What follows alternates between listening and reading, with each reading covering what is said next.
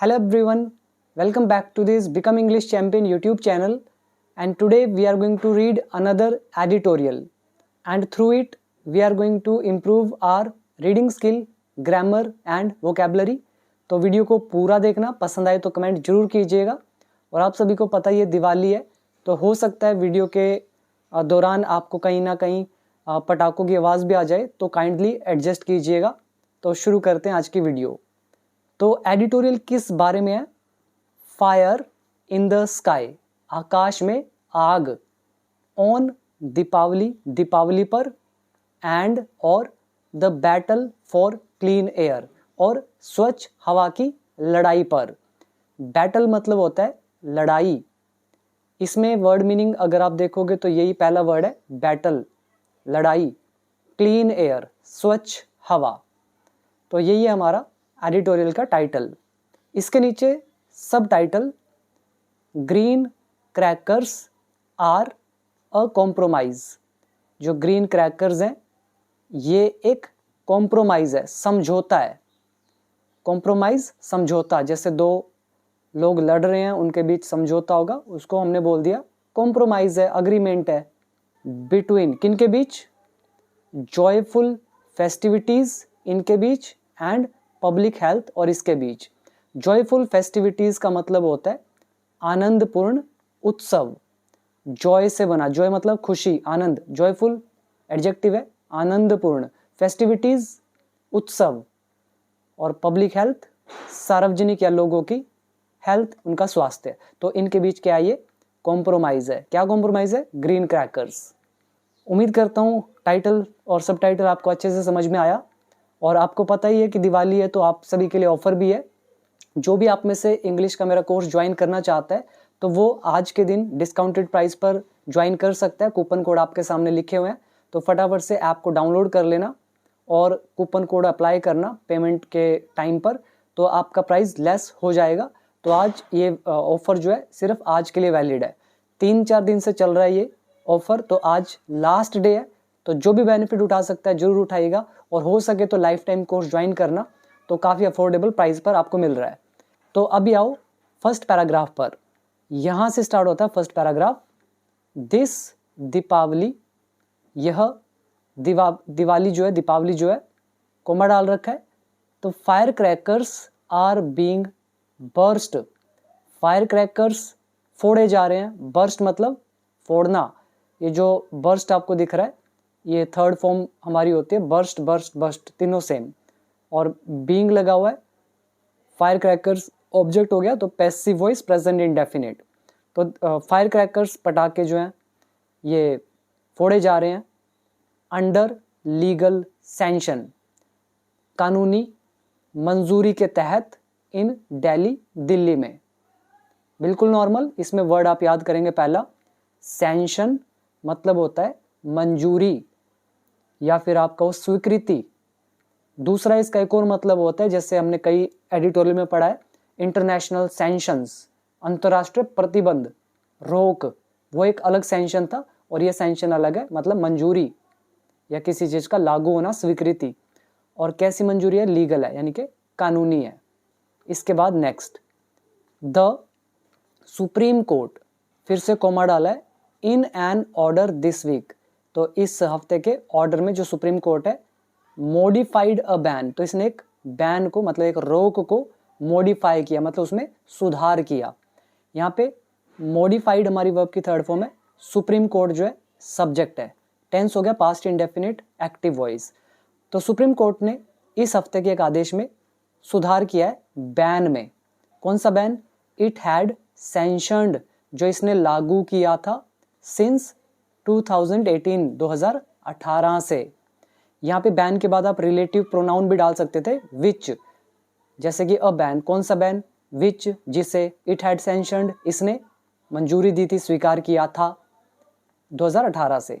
और इट यहाँ पे यूज किया गया सुप्रीम कोर्ट के लिए, सब्जेक्ट का भी काम करेगा। हैड सैंक्शनड वर्ब की थर्ड फॉर्म है। सैंक्शन मतलब लागू करना, ये वर्ब है। ये ऊपर सैंक्शन आया था, नाउन था, ये सैंक्शनड वर्ब है, पास्ट परफेक्ट टेंस। फिर आगे कोमा डाला, उसके बाद लिख रहे हैं अलोइंग जिसने अलो किया, मतलब इस मॉडिफिकेशन ने क्या किया, अलो किया। ये हमारा कॉज एंड इफेक्ट का रूल है, वीडियो नंबर 285 टू 86। तो सुप्रीम कोर्ट का आदेश जो है इसने मॉडिफाई किया रोक को, जो इसने लागू की थी 2018 से। इससे रिजल्ट क्या हुआ, अलोइंग, जिसने अनुमति दी किसकी, the use of green crackers, हरित पटाखों के उपयोग की, ड्यूरिंग द फेस्टिवल, उत्सव के दौरान। वर्ड मीनिंग पर आओ। अ बैन, एक रोक, मॉडिफाई, सुधार करना, सैंक्शन वर्ब है, मंजूरी देना, स्वीकृति देना, लागू करना, और इसमें कुछ मुश्किल नहीं। नाउ नेक्स्ट, वाइल, जबकि या यद्यपि या हालांकि। तो वाइल हमारा यहाँ कंजंक्शन है, वाइल के बाद एक सेंटेंस आएगा, कोमा डलेगा, फिर एक और सेंटेंस आएगा।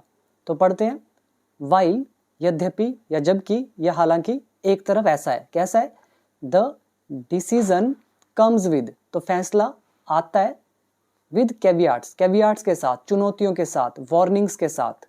कैसी वार्निंग्स, ऑन इम्प्लीमेंटेशन, लागू करने पर। इम्प्लीमेंटेशन होता है किसी चीज को कार्यान्वित करना, यानी कि उसको लागू करना। ये इम्प्लीमेंटेशन नाउन का काम कर रहा है, वर्ब इसकी होती है इम्प्लीमेंट करना, लागू करना, अमल में लेकर आना। तो मतलब जो ऑर्डर आया है तो उसको इम्प्लीमेंट करना जो है ये कुछ चुनौतियों के साथ आता है, मतलब इस पर कुछ वार्निंग्स रखी गई हैं। ठीक है, तो फैसला आता है या फिर कहो फैसला आया है चुनौतियों के साथ, कुछ वार्निंग्स के साथ इम्प्लीमेंटेशन पे, कि भाई आप ठीक है ग्रीन क्रैकर्स फोड़ो, लेकिन कुछ जो कैवियाट्स हैं उनके साथ। तो ऐसा है एक तरफ, कह रहे फिर भी इट अंडरस्कोर्स, यह अंडरस्कोर करता है। जैसे मैं अभी हाईलाइट कर रहा हूं इनको, ये अंडरस्कोर करना होता है, मतलब हाईलाइट करना, रेखांकित करना, एम्फेसाइज करना, जोर देना, दर्शाना, शो करना। तो एक तरफ तो ऐसा है, कह रहे फिर भी इट अंडरस्कोर्स, ये रेखांकित करता है, ये जोर देता है किस पर, द कंटिन्यूस चैलेंज, लगातार जो चुनौती है इसको रेखांकित करता है। कौन सा चैलेंज, अथॉरिटीज फेस, जो अथॉरिटीज फेस करती हैं, सामना करती हैं, इन्हें जो सामना करना पड़ता है, in dealing with pressures, pressure से निपटने में। कौन सा pressure, from cultural norms and economic activities, जो सांस्कृतिक नॉर्म्स है, सांस्कृतिक जो भी मापदंड है, या जो इकोनॉमिक एक्टिविटीज है, आर्थिक गतिविधियां, इनसे जो प्रेशर आता है तो उसको उससे निपटने में अथॉरिटीज को सामना करना पड़ता है। तो ऐसे कंटिन्यूस चैलेंज है, इसको रेखांकित भी करता है या किया है। और कौन से इकोनॉमिक एक्टिविटीज और कल्चरल नॉर्म्स, कह रहे हैं वाइल प्रायोरिटाइजिंग, प्राथमिकता देते हुए पब्लिक हेल्थ को एंड इन्वायरमेंटल सेफ्टी को, मतलब पर्यावरण सुरक्षा और सार्वजनिक जो स्वास्थ्य इसको प्राथमिकता देते हुए।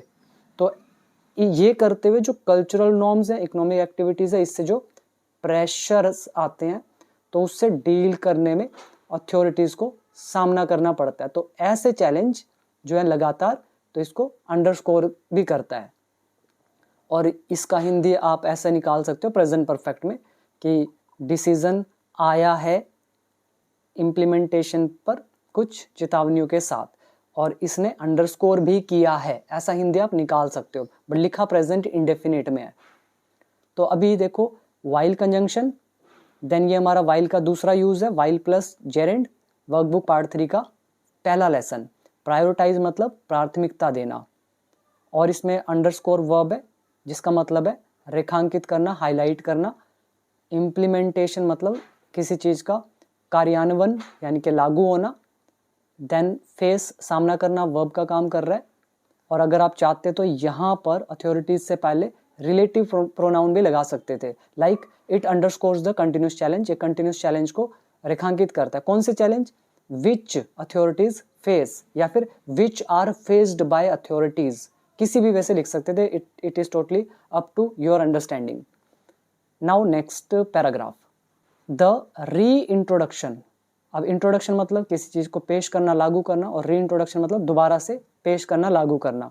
तो किसका री introduction, of legally sanctioned less polluting options, जो ये विकल्प हैं, ऑप्शंस है, कैसे ऑप्शंस है, लेस पॉल्यूटिंग मतलब कम प्रदूषण करने वाले, और लीगली सैंक्शनड है मतलब कानूनी तौर पर स्वीकृत, एक्सेप्टेड, और कैसे है, लेस पॉल्यूटिंग है, ये एडजेक्टिव हो गया, सैंक्शनड हमारा एडजेक्टिव हो गया, लीगली हमारा एडवर्ब हो गया।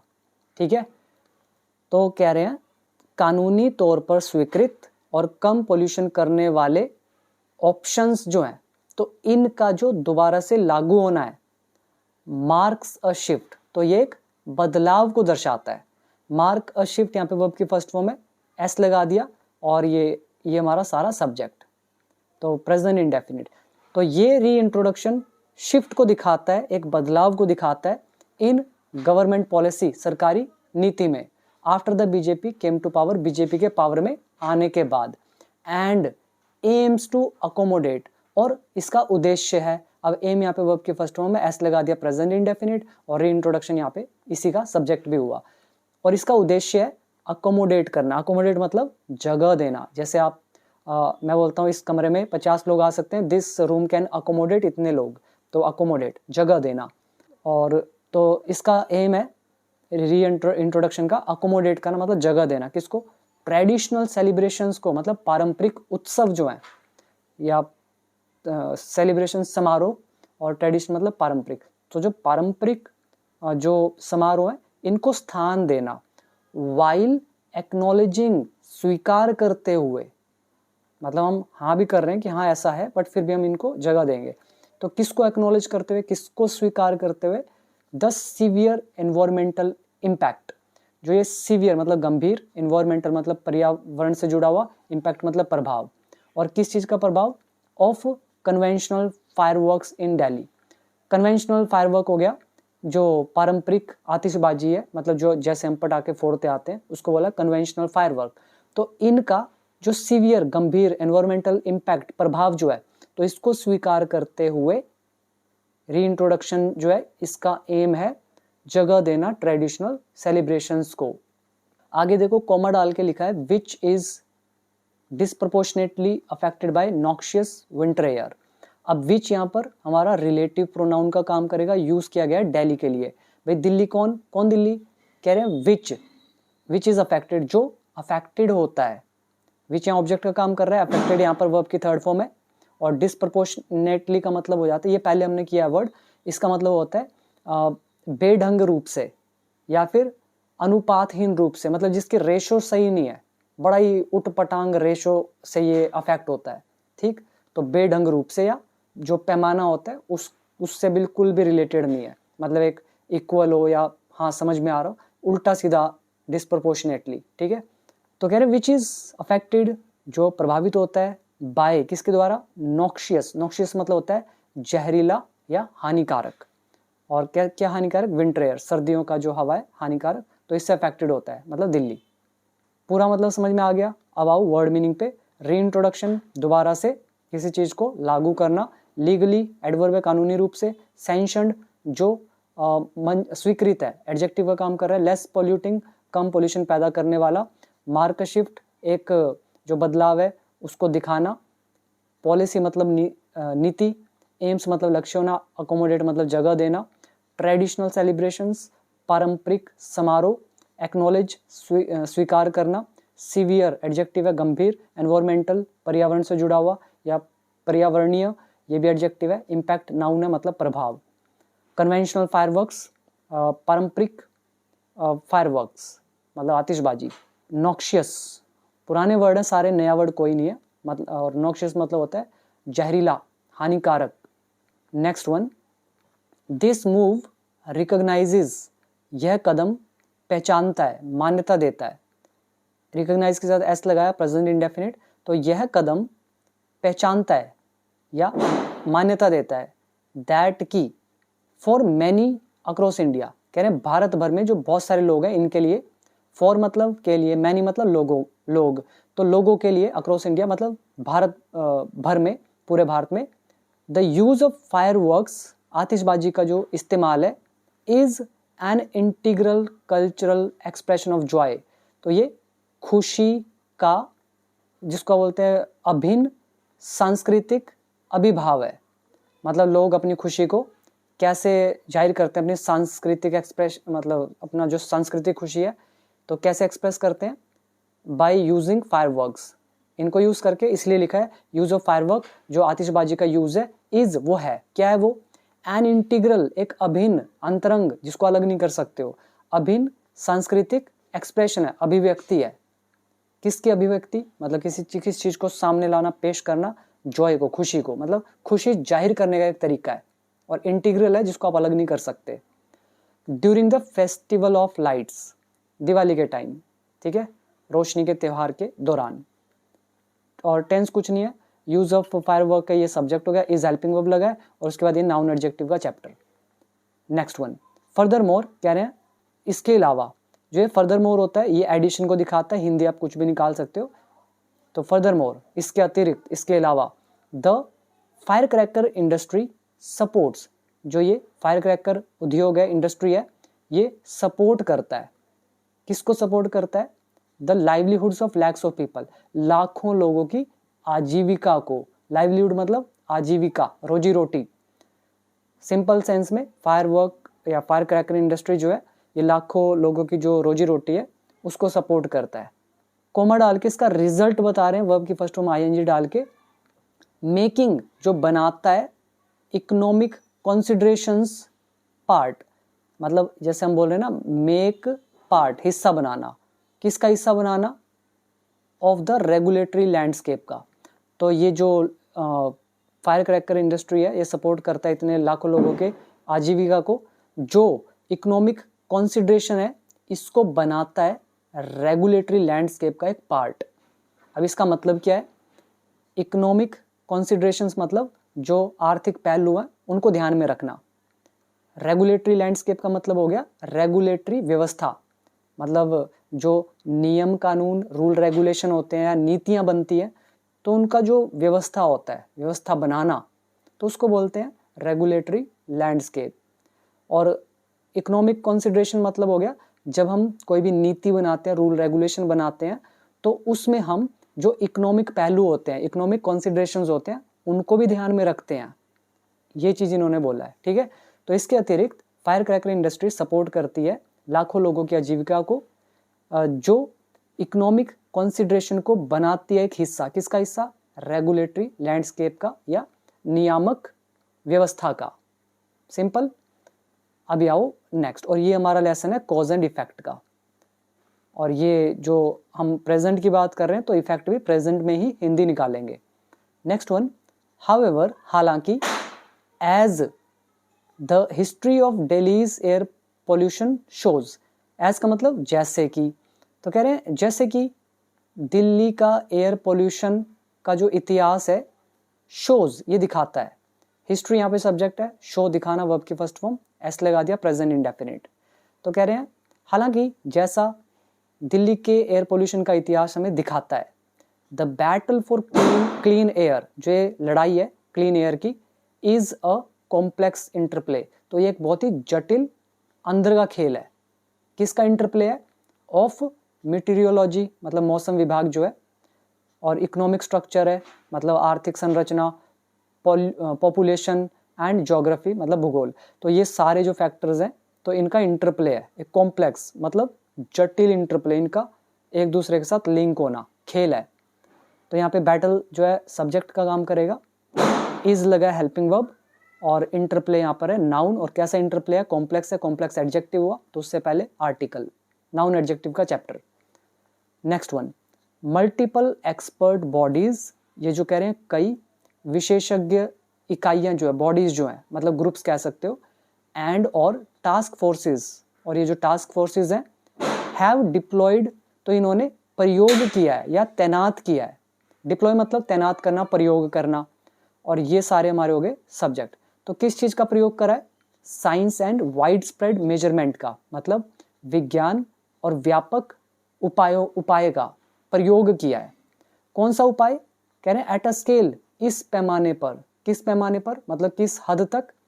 Few cities in the world have attempted, मतलब वर्ल्ड में कह रहे हैं फ्यू सिटीज, ना के बराबर सिटीज है, हैव अटेम्प्टेड इन्होंने प्रयास करा है। तो कह रहे हैं इस पैमाने तक, मतलब बहुत कम सिटीज है जिन्होंने ये प्रयास करा है। तो इस पैमाने तक कह रहे हैं हमने भी क्या किया है? प्रयोग किया है science and wide spread measurement, उपाय का। टू कंक्लूड, निष्कर्ष निकालने के लिए मतलब रिजल्ट निकालने के लिए, दैट की air quality is impacted, air quality जो है इज इम्पैक्टेड, वो प्रभावित होती है। एयर क्वालिटी ऑब्जेक्ट हो गया, is helping verb, impacted verb की थर्ड फॉर्म। तो ये प्रभावित होती है बाय डाइवर्स सोर्सेज, विभिन्न स्रोतों से। कौन से स्रोत हैं? ट्रांसपोर्ट से इम्पैक्ट होती है, इंडस्ट्री से, एग्रीकल्चरल वेस्ट बर्निंग से, बायोमास बर्निंग से, कंस्ट्रक्शन से, एंड रोड डस्ट से, एट डिफरेंट पीरियड्स, मतलब अलग अलग समय सीमा में। सिंपल है, कोई बड़ी चीज़ नहीं है। अगर आप मेन टेंस देखोगे, हैव अटेम्प्टेड, सॉरी ये हैव डिप्लॉयड, ये हमारा मेन टेंस है प्रेजेंट परफेक्ट, और ये हैव अटेम्प्टेड प्रेजेंट परफेक्ट है। एट अ स्केल, इस पैमाने पर। देन वाइड स्प्रेड एडजेक्टिव है, व्यापक। साइंस यहाँ पे एडजेक्टिव का काम कर रहा है। मेजरमेंट मतलब उपाय। मीटीरियोलॉजी मौसम विभाग। इंटरप्ले मतलब आपसी खेल। कॉम्प्लेक्सिस जटिल। देन डाइवर्स विभिन्न। सोर्सेज मतलब स्रोत। इम्पैक्ट वर्ब है यहाँ पे, प्रभाव डालना। बाकी ऐसा कुछ नहीं है इसमें, आगे देखते हैं। एविडेंस ऑल्सो सजेस्ट्स, कह रहे हैं जो सबूत हैं, एविडेंस है, प्रूफ जो है, ऑल्सो सजेस्ट्स, ये सुझाव भी देते हैं, ये बताते हैं, दैट की, क्या बताते हैं? Intervals of extended range often have the largest effect. Largest effect मतलब सबसे ज्यादा, इफेक्ट मतलब प्रभाव। लार्जेस्ट सुपरलेटिव डिग्री हमने लगा दिया द, हैव यहाँ पे बता रहा है पोजेशन को, और ये जो है इंटरवल ऑफ एक्सटेंडेड रेन, ये सारा हमारा हो गया सब्जेक्ट। ऑफन मतलब अक्सर। एक्सटेंडेड रेन का मतलब होता है लंबे समय वाली बारिश, जो बारिश लंबे समय तक होती है उसको बोलते हैं एक्सटेंडेड रेन्स। एक्सटेंडेड एडजेक्टिव है, रेन्स नाउन है। और कह रहे हैं इंटरवल ऑफ एक्सटेंडेड रेन्स, जो ये लंबे समय तक बारिश होती है, तो इसका जो अंतराल है, मतलब लंबे समय बारिश हुई, गैप आ गया, लंबे समय बारिश हुई, गैप आ गया, लंबे समय बारिश हुई, गैप आ गया। तो ये जो गैप आ रहे हैं ना, इनको बोलते हैं इंटरवल। तो ये जो लंबे समय होने वाली जो बारिश का जो अंतराल है, बीच में जो गैप है, कह रहे हैं अक्सर हैव, इसका सबसे ज्यादा इफेक्ट होता है किस पे? ऑन इम्प्रूविंग, इम्प्रूव करने पर। किसको इम्प्रूव करने पे इफेक्ट होता है? Average air quality levels, air quality level जो है उसको इम्प्रूव करने में। नेक्स्ट वन, वाइल, जबकि, कंजंक्शन का काम कर रहा है। कह रहे हैं हालांकि या जबकि या यद्यपि, the contribution of fire crackers to annual pollution problem. Contribution मतलब योगदान, और किसका योगदान? ऑफ फायर क्रैकर्स, पटाखों का। और किस चीज को कंट्रीब्यूशन? कह रहे हैं टू द, ये जो वार्षिक एनुअल पॉल्यूशन प्रॉब्लम है, तो वार्षिक प्रदूषण समस्या में जो फायर क्रैकर का कह रहे हैं योगदान जो है, मे बी टेम्परेरी, ये कुछ समय के लिए हो सकता है, अस्थाई हो सकता है। फिर भी द डेटा कन्फर्म्स, कह रहे हैं फिर भी डेटा जो है ना वो पुष्टि करता है, वो कंफर्म करता है, पुष्टि करता है कि, क्या पुष्टि करता है? द रिजल्टेंट स्पाइक, मतलब जो परिणाम स्वरूप जो स्पाइक मतलब वृद्धि जो है, मेक्स, ये बनाती है, एन ऑलरेडी बैड, मतलब पहले से जो बुरा है उसको वर्स, और भी बुरा। और बैड क्या? Air situation. यहाँ पे देखो ध्यान से, मेक बैड वर्स मतलब होता है बुरे को और बुरा बनाना। ये हमारा बैड का कंपैरेटिव डिग्री होता है वर्स, बैड वर्स वर्स्ट। और ऑलरेडी बैड मतलब जो पहले से ही बुरा है, और क्या बुरा? Air situation. तो कह रहे हैं कि हालांकि ये जो फायर क्रैकर का कंट्रीब्यूशन है, इनका जो योगदान है एनुअल पॉल्यूशन प्रॉब्लम में, तो मे बी टेम्परेरी, ये कुछ समय के लिए हो सकता है। फिर भी डेटा ये पुष्टि करता है कि जो रिजल्टेंट स्पाइक है, स्पाइक मतलब वृद्धि, तो ये बनाता है जो पहले से ही बुरा एयर का सिचुएशन, इसको और भी ज्यादा खराब। टेंस है प्रेजेंट इंडेफिनिट, और ये हमारा मे का lesson. Next one, allowing the use of scientifically developed green crackers. Allowing मतलब आज्ञा देना, किसकी आज्ञा देना? यूज की, किसका यूज? ऑफ साइंटिफिकली मतलब वैज्ञानिक रूप से डेवलप्ड, विकसित, ग्रीन क्रैकर्स का। तो वैज्ञानिक रूप से विकसित मतलब बनाए गए जो ग्रीन क्रैकर्स हैं, तो इनके यूज की अनुमति देना इज एन एफर्ट, ये एक प्रयास है, कोशिश है, टू टॉलरेट, बर्दाश्त करने के लिए, किसको? टेम्परेरी सर्ज को। सर्ज मतलब वृद्धि, बढ़ोतरी, टेम्परेरी मतलब कुछ समय के लिए। मतलब एक बार पढ़ लेते हैं पहले, फिर बताता हूँ। अंडर कंट्रोल्ड कंडीशंस, नियंत्रित हालातों में, मतलब ये कह रहे हैं कि जो ये आज्ञा देना है ना यूज करने की, कि भाई जो हमने साइंटिफिकली डेवलप्ड ग्रीन क्रैकर्स जो ये बनाए हैं, जो साइंटिफिकली हैं, ठीक है, साइंस के अकॉर्डिंग जो बनाए गए हैं ग्रीन क्रैकर्स, तो इसके यूज़ का जो अलो करना है, तो ये एक प्रयास है। क्या प्रयास है? बर्दाश्त करने का। किसको? टेम्परेरी सर्ज को, मतलब जो थोड़े समय के लिए जो पोल्यूशन में बढ़ोतरी आएगी ना, इसको थोड़ा झेल लेंगे हम। तो इसका एक प्रयास है ये, आज्ञा देना ग्रीन क्रैकर्स को, नहीं तो सारा ही बंद कर देते, ठीक है। तो हम झेल लेंगे, ये कह रहे हैं, और कंट्रोल्ड कंडीशंस में। और कौन से ग्रीन क्रैकर्स? कह रहे हैं which are estimated to be about 2/3 less noxious. कह रहे हैं विच आर एस्टिमेटेड, मतलब जिसका अंदाज़ा लगाया जाता है कि अबाउट 2/3, मतलब 3 में से 2 हिस्से जो हैं ये कम नॉक्शियस है, कम हानिकारक है, जहरीले हैं। 3 में से 3 मतलब ज़्यादा ही असर होगा, यानी कि 1/3 ही असर होगा, ज़्यादा नहीं असर होगा, नहीं तो 3/3 असर होता। Now last sentence, this approach, ये जो दृष्टिकोण है, रवैया है, सीक्स टू फाइंड, ये कोशिश करता है खोजने की, अ मिडल ग्राउंड, एक बीच का ग्राउंड, एक बीच का स्टेप, बिटवीन, किसके बीच? ऑनरिंग ट्रेडिशन, मतलब जो परंपरा है इसका सम्मान करने, और मिनिमाइजिंग हार्म, और जो नुकसान है उसको कम करने। तो इनके बीच का एक मिडल रास्ता ढूंढता है ये वाला दृष्टिकोण। सिंपल। अभी देखो वर्ड मीनिंग। पहला आप याद करेंगे, ऑनर करना, सम्मान करना, ट्रेडिशन इज परंपरा। मिडल ग्राउंड मतलब एक तरह का कॉम्प्रोमाइज, जो बीच से गुजरता हो, इनका भी फायदा इनका भी फायदा, ताकि ट्रेडिशन भी ना खराब हो और नुकसान भी कम हो। सीक टू फाइंड, खोज करना, अप्रोच, दृष्टिकोण, नजरिया, रवैया, नॉक्शियस, जहरीला, एफर्ट, प्रयास, नाउन है, टॉलरेट, बर्दाश्त करना, सर्च मतलब बढ़ोतरी, एस्टिमेट इज आंकलन लगाना, डेवलप्ड मतलब विकसित, जो एडजेक्टिव का काम कर रहा है, साइंटिफिकली मतलब साइंस के नज़रिए से, देन स्पाइक, स्पाइक का मतलब वही है सर्ज मतलब बढ़ोतरी, रिजल्टेंट एडजेक्टिव मतलब परिणाम स्वरूप जो हो, टेम्परेरी अस्थाई जो कुछ समय के लिए हो, एनुअल इज वार्षिक जो साल में हो। ऊपर देख लेते हैं, सजेस्ट सुझाव देना, इंटरवल अंतराल गैप, और एक्सटेंडेड रेंज लगातार होने वाली बारिश, लार्जेस्ट इफेक्ट सबसे ज़्यादा प्रभाव, कंट्रीब्यूशन योगदान।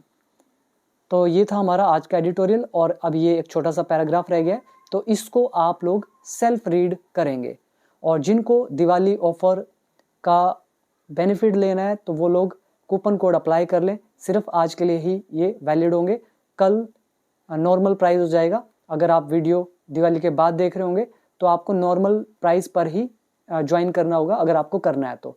So thank you so much, आज के लिए इतना ही, फिर मिलेंगे अगली वीडियो में।